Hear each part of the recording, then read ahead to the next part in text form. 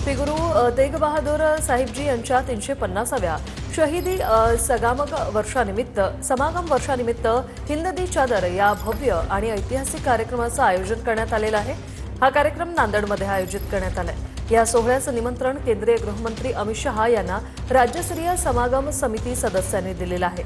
अमित शहा उद्या या सोहळ्याला हजर राहणार आहेत, तर मुख्यमंत्री देवेंद्र फडणवीस, पंजाबचे मुख्यमंत्री भगवंत मान, दिल्लीच्या मुख्यमंत्री रेखा गुप्ता आणि इतर नेत्यांचीही या सोहळ्याला उपस्थिती असणार आहे। याचा आढावा घेतलाय आमच्या प्रतिनिधींनी, पाहूया। नांदेडमध्ये हिंद दी चादर या कार्यक्रमाचे जे आहे ते आज आणि उद्या आयोजन करण्यात आले। आपण बघतोय शहरातील कवठा भागातील मोदी मैदानावर ही सगळी तयारी करण्यात आली आहे।